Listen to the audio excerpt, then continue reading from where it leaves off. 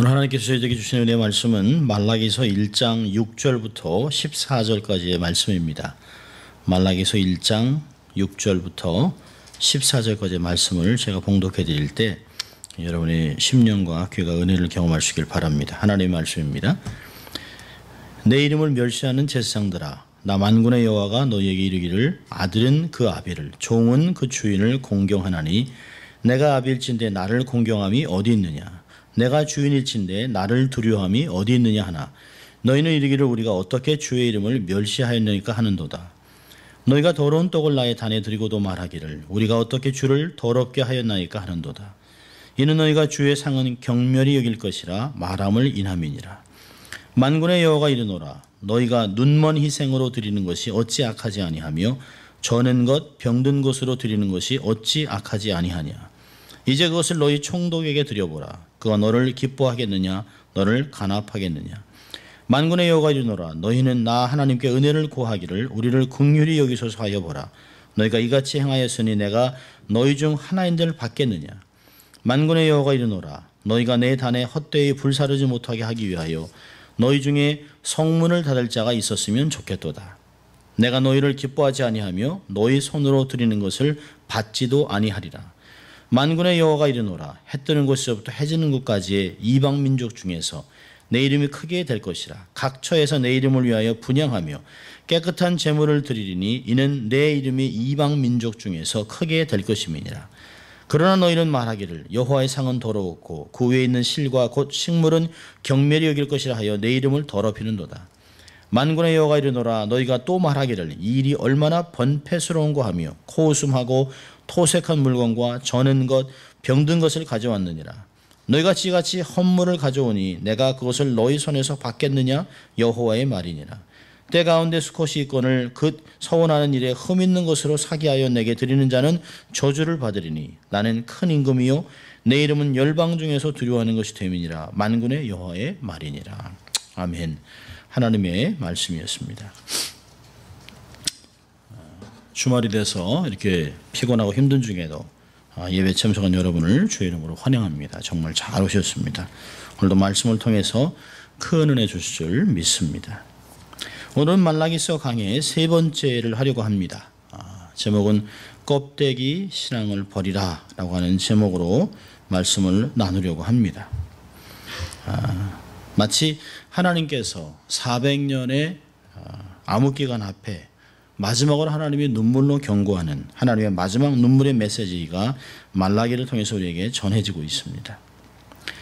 말라기 당시 제사장들은 하나님의 언약에 불순종하고 거짓을 가르치며 하나님을 경외하지 않고 불경건한 예배를 드리던 자들이었습니다. 이런 자들에게 특별히 말씀을 선포하고 영적인 지도자인 이들에게 하나님이 안타까운 심정으로 마치 이렇게 말씀하시는 거죠. 너희들 왜 이러는 거야? 라고 권면하자 그들은 What? Why? 우리가 어때서요? 마치 6절에 우리가 어떻게 주의 이름을 멸시했습니까? 우리가 어떻게 주를 더럽게 했습니까? 하나님의 질문에 도리어 사랑으로 타이른 하나님 앞에 따지고 있는 모습들을 볼 수 있습니다. 얼마나 안타까운 현실인지 모릅니다. 마치 지금도 범죄하면서 하나님의 사랑으로 권고하는 말씀에 왜요? 이러면 안 돼요 라고 떠드는 목회자, 지도자의 모습들을 생각하게 됩니다. 자, 오늘 본문을 보면서 두 가지 포인트를 보려고 합니다. 6절에서는 지도자의 타락을 하나님이 경고하고 있고 그 타락의 문제, 껍데기 예배의 문제를 7절부터 14절까지 하나님이 자세히 다루고 있는 모습을 볼 수 있습니다. 자, 지도자의 타락을 보죠. 6절을 보겠습니다. 6절 우리 함께 같이 다시 읽습니다. 내 이름을 멸시하는 제사장들아, 나 만군의 여호와가 너희들에게 이르기를 아들은 그 아비를 종은 그 주인을 공경하나니 내가 아비일진대 나를 공경함이 어디 있느냐, 내가 주인일진대 나를 두려움이 어디 있느냐 하나, 너희는 이르기를 우리가 어떻게 주의 이름을 멸시하였니까 하는도다. 하나님께서 이스라엘의 공동체의 문제를 진단하면서 하나님께서 제일 먼저 지도자의 타락을 언급하고 계십니다. 하나님께서 제사장들에게 너희는 어찌하여 나를 공경하지 않느냐, 너희들 어찌하여 나를 두려워하지 않느냐. 내가 너희의 주인이요 내가 너희의 아비일진데 어찌하여 당연히 공경하고 존경해야 되는 두려움을 갖지 않느냐라고 얘기하고 있습니다. 요즘 말로 한다면 나를 위해 예배를 드리도록 따로 떼어놓은 너희들이 어떻게 제사장들이 나를 멸시하는 것이냐. 목사들이 이래도 되는 거야? 어떻게 목사가 나를 우롱하고 무시할 수 있느냐.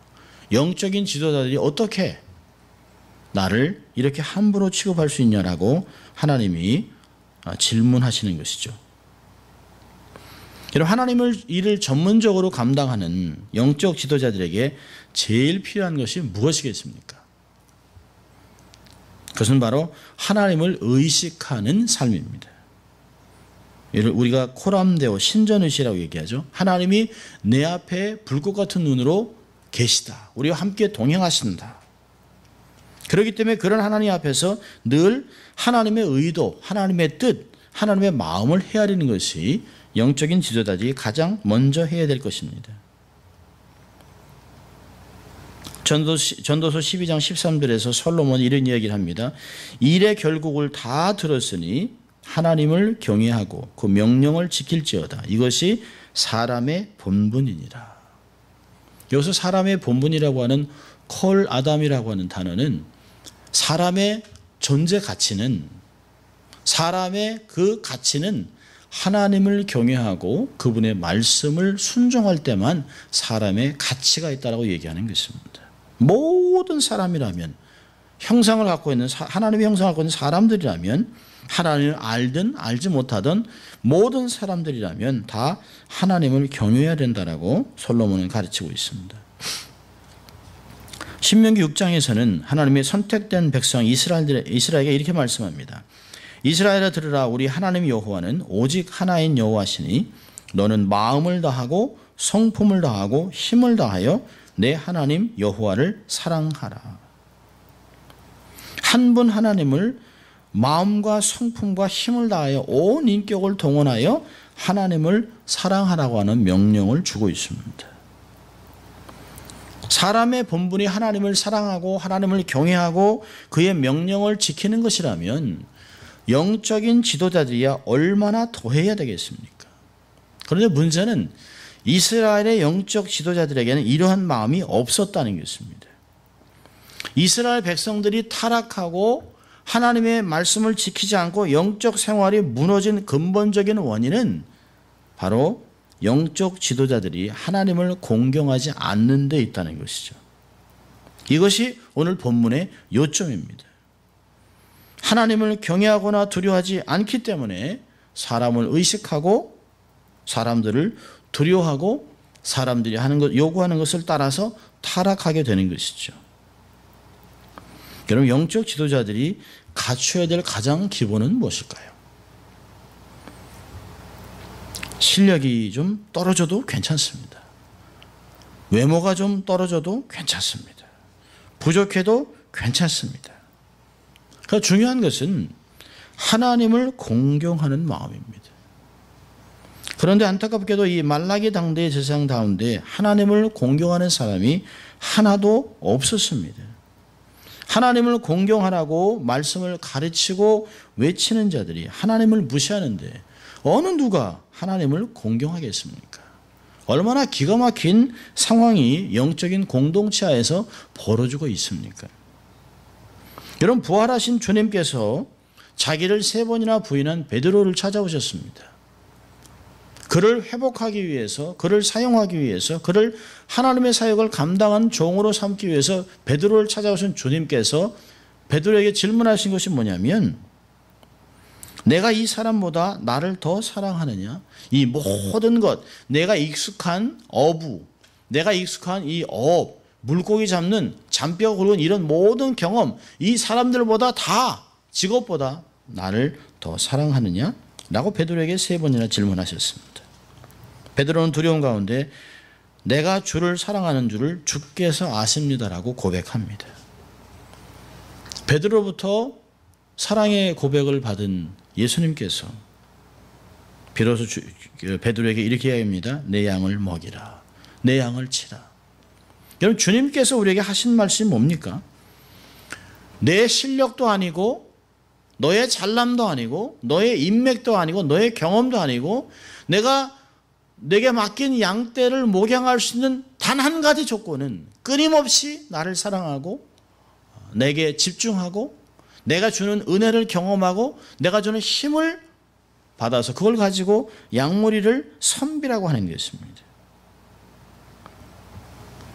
하나님 앞에서 일하고자 하는 자들에게 무엇이 가장 필요할까요? 재력, 체력, 시간, 실력 이런 거 다 있으면 좋습니다. 없는 것보다 좋죠. 그러나 결정적으로 하나님을 공경함이 없다면 이 모든 것은 쓸데없는 것이 되는 것이죠. 하나님을 공경함이 있다면 내가 좀 부족하고 내가 좀 연약하고 내가 많은 것을 경험하지 못했다 할지라도 하나님을 사랑하고 하나님을 신뢰한다면 하나님이 그 사랑 때문에 사랑하는 자에게 모든 것을 준비한 것을 하나둘씩 베풀어 주면서 주님과 동행하는 자에게 사역을 감당할 수 있도록 은혜와 힘을 주실 것입니다. 우리는 감동이 없는 시대를 살아갑니다. 웬만한 것까지는 감정도 못 느끼고 끄떡하지 않습니다. 신앙생활을 몇 년 한 사람들은 수많은 성경 공부, 제자 훈련, 기도원, 산상집회, 세미나, 컨퍼런스, 책, CD, 홍수같이 쏟아지는 설교, 집회, 예언 집회, 갈수록 더 강력하고 더 짜릿한 것들을 찾아 헤매고 있습니다. 여러분, 아프리카에서 세실이라고 하는 사자 한 마리 죽은 것 때문에 전 세계가 들썩이고 있습니다. 그렇게 사자 한 마리 죽인 것 때문에 미국에 있는 그 치과 의사를 질타하고 그를 혐오하는 글들을 올리는 그 시간 사이에도, 그 순간 사이에도 세상에는 수많은 사람이 음식이 없어, 약이 없어 죽어가고 있습니다. 수많은 사람들이 순교를 당하고 피를 흘리고 목이 잘려나가고 있습니다.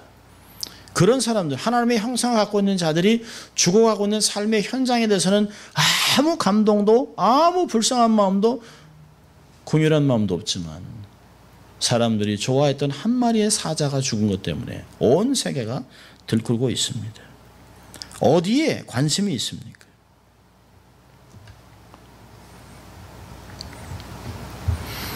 예수님과 그분의 십자가, 말씀, 예배는 소홀히 하면서 세상의 것에는 관심을 둡니다. 세상 것에는 만족을 누리고 살려고 하고 있는 사람들이라면 어떻게 그들이 영적인 지도자가 될 수 있겠습니까? 지도자는 세상 사람들과 다르게 살아야 합니다. 관심이 다릅니다. 삶의 목표, 삶의 기준, 삶의 목적이 다르기 때문에 삶의 패턴이 다른 것이죠. 가는 길이 다른 것입니다. 하나님 한 분만으로 만족하고 예수님께 미치고 성령에 충만한 가운데 삶을 살아가는 자들이 되어야 합니다. 우리는 찬양하잖아요. 주님 한 분만으로 나는 만족해. 그러나 정말 우리는 스스로 질문해야 봐야 됩니다. 내가 정말 하나님 한 분만으로 만족하고 살아가고 있는가?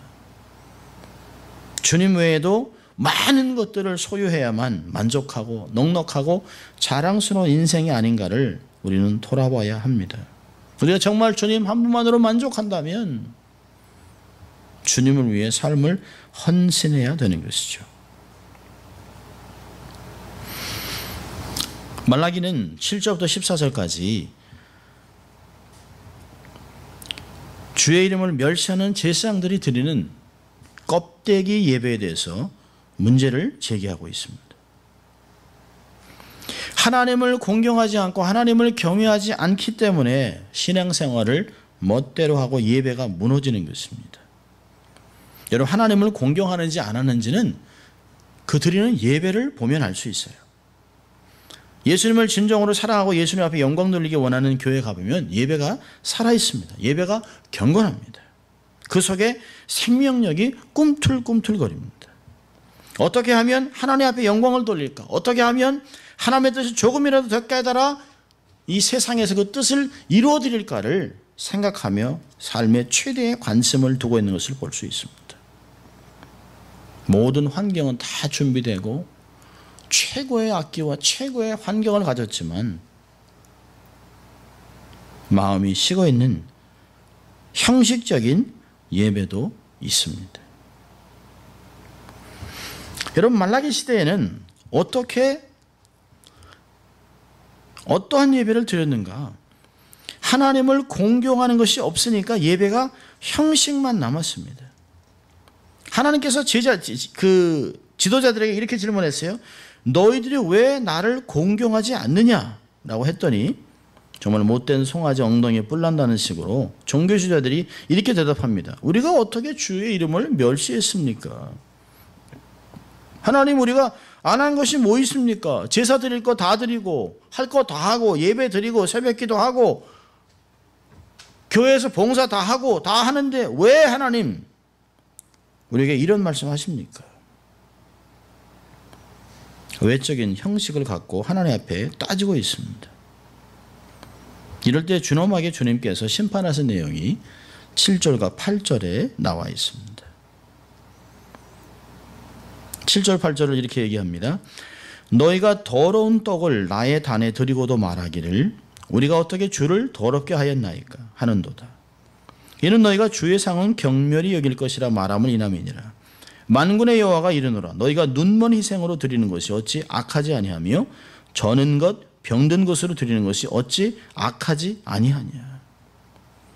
여러분, 제사장들이 드렸던 제물이 도대체 어떤 것입니까? 본문은 얘기합니다. 더러운 떡, 눈먼 것, 저는 것, 병든 것. 여러분, 이것은 하나님께서 지극히 엄하게 금하고 있는 것입니다. 성경은 하나님께 예물을 드릴 때, 제물을 드릴 때 온전한 것 중에서만 골라서 정성껏 드리라고 명령했습니다.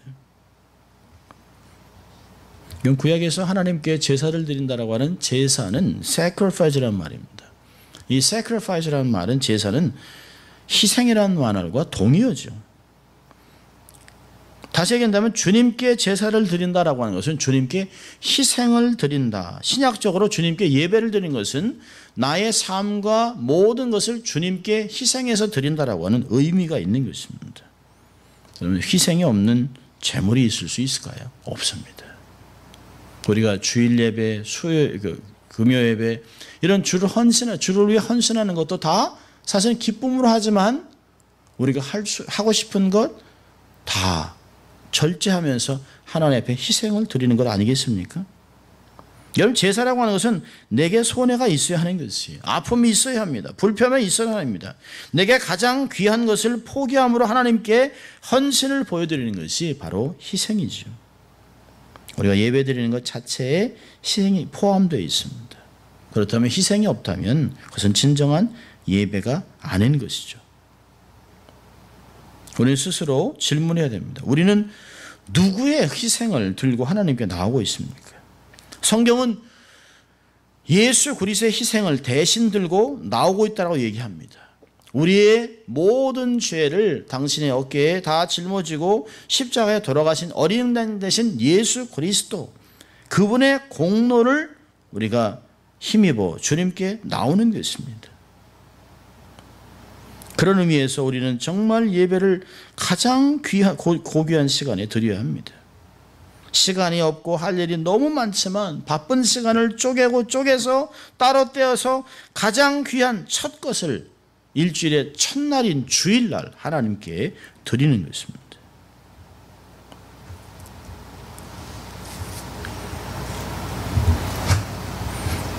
예배와 제사는 반드시 희생이라는 개념이 들어있습니다.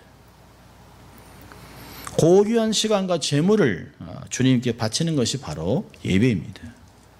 그런데 말라기 당시에 이스라엘 백성들은 어떠했습니까? 이건 희생이 아닙니다.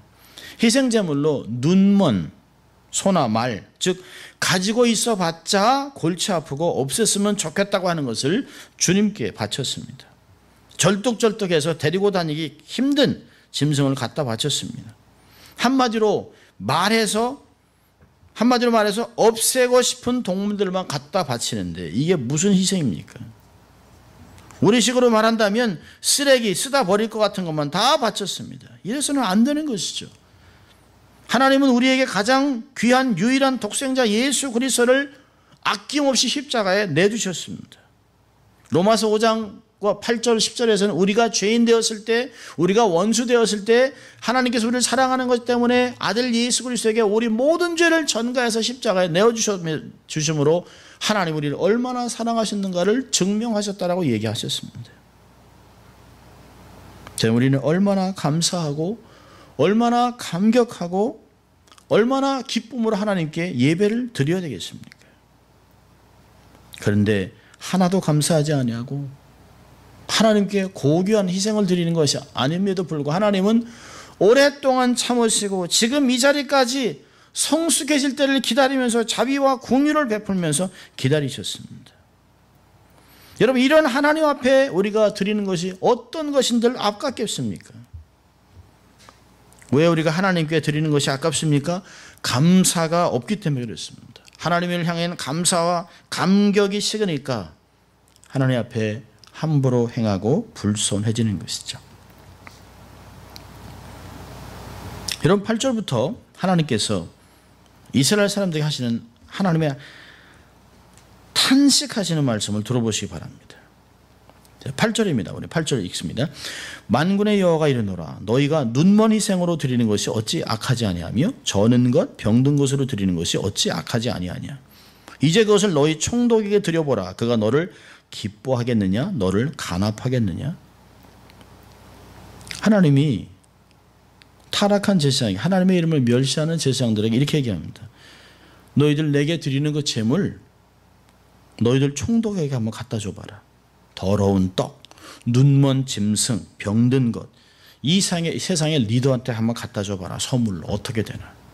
총독이 너희들을 가만히 두겠어? 너희들이 살아남을 것 같아? 너희는 말도 안 되는 행동을 하는 거야. 내가 참고 있으니까 그러는데 이렇게 무시하면 안 되지 라고 하나님이 말씀하시는 것이에요. 너희 세상에는 리더들한테도 그렇게 하지 않지 않느냐. 여러분 9절 보시기 바랍니다. 9절 만군의 여호와가 이르노라 너희는 나 하나님께 은혜를 구하기를 우리를 긍휼히 여기소서 하여 보라. 너희가 이같이 행하였으니 내가 너희 중 하나인들 받겠느냐. 이 9절은 너희들이 이렇게 이런 재물을 드림에도 불구하고 내게 은혜 받기를 구한다는 건 말이 안 되지 않느냐. 내가 하나인들 너의 기도를 응답하겠느냐. 나의 마음을 이렇게 아프게 하고 나를 함부로 대하고 무시하고 멸시하면서 어떻게 도움을 바라느냐. 이게 정상이냐? 함부로 욕하고 무시하고 모른 척하다 필요하면 도와주세요. 어쩔 수 없이 쓰다 버릴 예물을 하나님 앞에 휙 던져놓고 형식적으로 예배드리면서 하나님 은혜 주세요. 복 주세요. 기도에 응답해 주세요. 이게 말이 되느냐라고 하나님이 질문하고 있습니다. 너희 기도가 상달되겠어? 천만의 말씀. 우리가 생각해도 말이 안 되는 것이죠. 결코 응답이 안 될 것이라고 이야기하고 있습니다. 그래서 10절에는 이렇게 얘기합니다. 만군의 여호와가 이르노라 너희가 내 단위에 헛되이 불사르지 못하게 하기 위하여 너희 중에 성문 닫을 자가 있으면 좋겠도다. 내가 너희를 기뻐하지 아니하며 너희 손으로 드리는 것을 받지도 아니하리라. 하나님이 점점 강도가 세지고 있습니다. 성전문을 닫고 예배드리지 말아라 얘기하고 있습니다. 껍데기 예배, 예물이라고 가져오는 더러운 것들 내게 드리지 마라. 가증하다. 이게 예배야? 제발 누군가 나서서 성전문을 좀 닫아라. 더 이상 예배드리지 말아라 라고 얘기하고 있습니다. 이게 무슨 뜻일까요? 예배를 멈추라고 하는 것이 아니라 하나님이 이렇게 말씀하시는 것이에요. 어떻게 너희 중에 한 명도 나의 마음을 헤아리는 자가 없느냐. 누군가 예배 개혁을 해야 되는 건 아니냐. 이러한 예배가 드려질 때 누군가가 나서서 비느하스 같이 나서서 여러분 하나님께 이렇게 예배 드리면 안 됩니다. 이렇게 하나님 함부로 취급하면 안 됩니다. 우리가 온전히 하나님께 예배를 드려야 됩니다. 이러지 마세요라고 눈물로 호소하는 자가 나타나야 되지 않겠느냐라고 하나님이 간접적으로 표시하는 것입니다. 예배는 익숙하면 죽는 것입니다.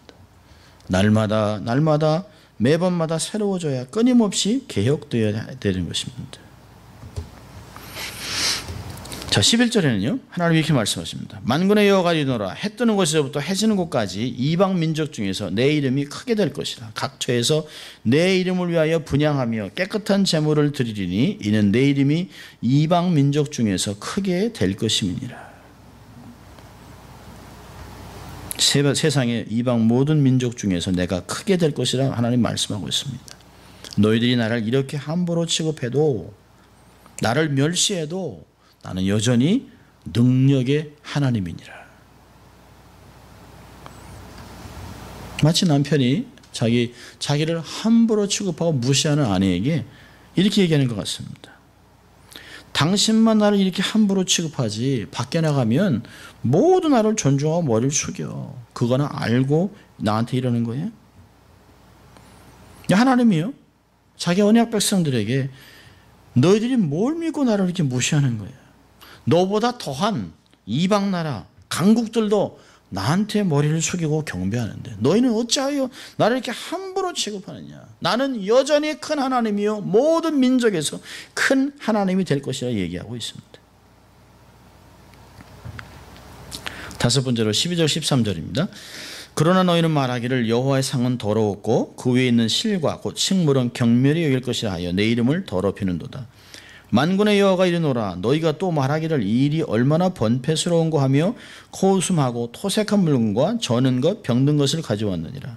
너희가 이같이 헌물을 가져오니 내가 그것을 너희 손에서 받겠느냐 여호와의 말이니라. 여러분 제사장들이 하는 얘기를 들어보세요. 야, 도대체 하나님이라는 게 왜 이렇게 귀찮냐? 왜 이렇게 많냐? 아우 귀찮아. 너무 많아. 하나님 요구하는 게 너무 많아. 세상 것을 사랑하는 데는 시간 가는 줄 모르면서 하나님이 일하는 것을 귀찮아하고 있는 것입니다. 시간이 없어요. 여러분 크리스찬이니까 더 나아가서 직분자니까 주일 예배는 빠질 수 없고 세상에서 마음껏 놀고 즐기고 싶은데 이러지도 못하고 저러지도 못하고 양다리 걸치하니 힘든 것이죠. 그러니까 불평이 나는 거죠. 아 정말 귀찮아. 마음의 중심이 이런데 어떻게 하나님께 온전한 예배를 드리고 온전한 희생의 예물을 드릴 수 있겠습니까? 말씀 순종도 하지 않으면서 모든 축복은 다 받아 누리고 싶은 것이죠. 잠언서 28장 9절은 우리에게 이렇게 경고합니다. 사람이 귀를 돌이키고 율법을 듣지 아니하면 그의 기도도 가증하니라. 하나님의 말씀을 듣고 순종하고 말씀을 삶에서 이루려고 애를 쓰고 정말 피 흘리기까지 죄와 싸우면서 세상에서 살아가지 아니하는 자들이 하나님께 구한들 그 기도가 얼마나 가증하겠냐 하나님 말씀하시는 것이죠. 세상에서 불편을 각오하고 단순하게 살아갈 수 있는 성도가 되기를 바랍니다. 먹을 것 다 먹고 쓸 것 다 쓰고 할 것 하면 그리고 나서 남은 짜투리 시간으로 부스러기로 주의 일을 할 수 없습니다. 어떤 때는 내가 먹을 것을 줄여가면서 내가 누릴 것 줄여가면서 좋은 차 탈 것 조금 낮은 급으로 타면서 아껴가면서 주의 복음 증거를 위해서 선교를 위하여 전도를 위해 헌신하는 모습이 필요한 것이죠. 내게 여유가 있기 때문에 아니라 더 중요하기 때문에 복음 증거에 우리의 삶을 바치는 것입니다.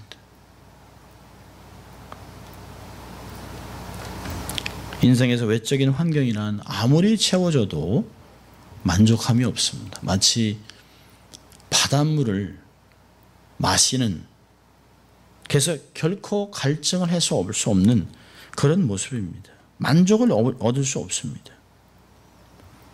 육적인 만족은 결국 남에게 한번 의지해보고 싶은 것이에요. 진정으로에게 내면에 깊은 영원한 만족을 주지 못합니다. 여러분 이거 얻으려고 싸움 보려고 하면서 인생을 허비하겠습니까? 그러기에는 우리 인생이 너무 고귀하고 너무 가치가 있습니다. 단순하게 사십시오.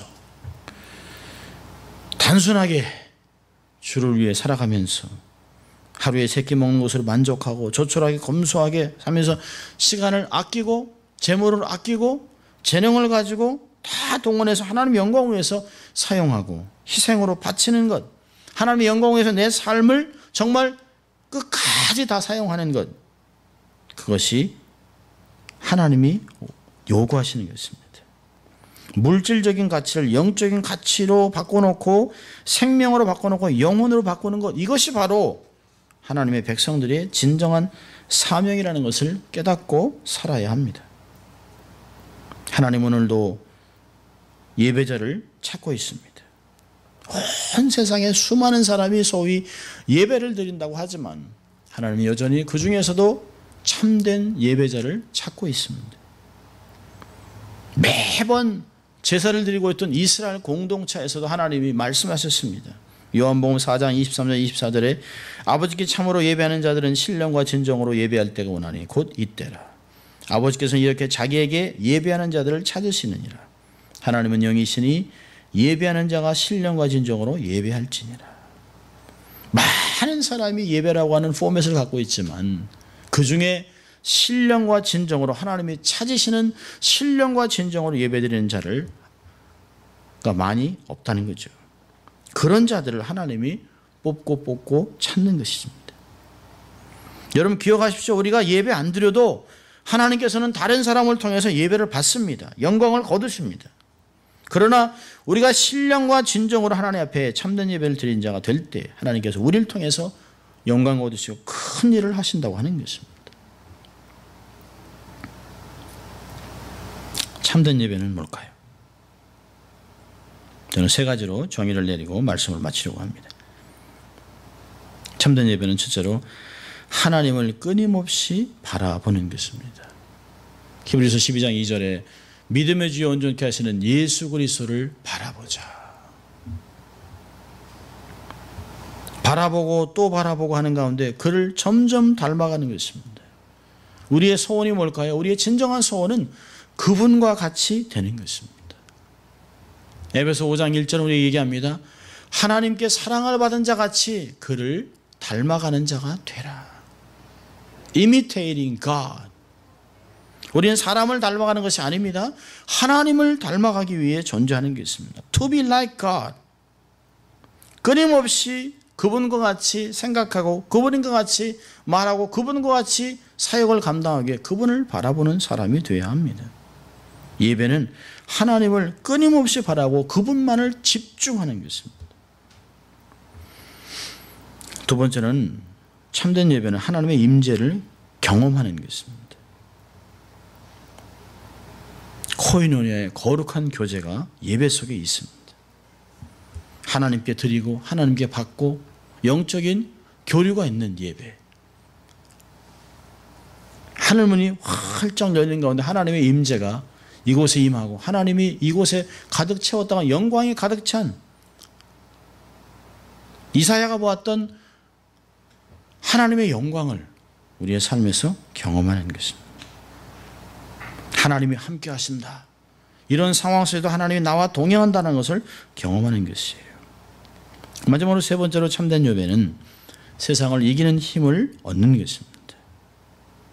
예배는 세상에서 모든 것을 감당할 수 있도록 말씀과 영적인 능력으로 무장되는 시간입니다. 우리의 삶이 흩어졌던 삶이 하나님의 능력으로부터 콘센트가 빠졌던 삶이 다시 한번 하나님의 능력, 말할 수 하나님의 능력과 하늘나라에 다시 한번 플러그인하는 그런 시간입니다. 아무리 좋은 이런 전등이 있다 할지라도 전선이 연결되어 있지 않으면 불이 들어오지 않습니다. 우리의 삶의 진정한 능력은 우리가 끊임없이 하나님께 연결되었을 때 가능한 것이죠. 예배는 그 무한한 하나님의 능력에 우리의 삶을 다시 한번 연결하는 것입니다. 그리고 그 엄청난 능력을 우리의 삶에 그걸 예배를 통해서 받아들이는 것입니다. 그래서 예배 속에 우리는 하나님을 경험하고 예배 속에 하나님의 능력을 배워받고 예배 시간에 은사도 받고 예배 시간에 하나님의 말씀도 받고 예배 시간에 놀라운 기적들을 경험하는 것입니다. 예배 속에서 경험한 하나님이 구체적으로 삶의 한복판에 동행하는 것을 체험하는 것입니다. 넘어졌다가도 다시 일어날 힘이 생기는 것입니다. 하나님의 눈에서 눈물 나게 하지 말고 하나님을 기쁘시게 하는 자가 되십시오. 오히려 주를 생각하면 감동의 눈물을 흘릴 수 있는, 주를 위해서라면 어떤 것도 감당할 수 있는, 주를 위하시라면 모든 것을 기쁨으로 드릴 수 있는 그런 헌신의 자세를 다시 한번 하나님께 드리는 헌신하는 삶이 될 수 있기를 바랍니다. 예배에 감격을 회복하십시오. 하나님을 멸시하는 자가 아닌 하나님을 경외하고 하나님의 영광 위에 살아가고 그분 앞에 우리의 삶을 다 드리고 그분을 경배하는 여러분 될 수 있기를 주의 이름으로 축원합니다. 기도하겠습니다. 하나님 아버지 감사합니다. 오늘도 저희들을 예배로 초청하시고 형식적인 예배에서 탈피하여 신령과 진정으로 하나님을 경배하는 자들이 될 수 있도록 도와주시고 하나님을 사랑하고 하나님을 공경하고 하나님을 두려워하고 하나님을 귀하게 여기는 자들이 될 수 있도록 하나님 저희들을 인도하여 주시옵소서. 감사하고 예수님 이름으로 기도합니다. 아멘.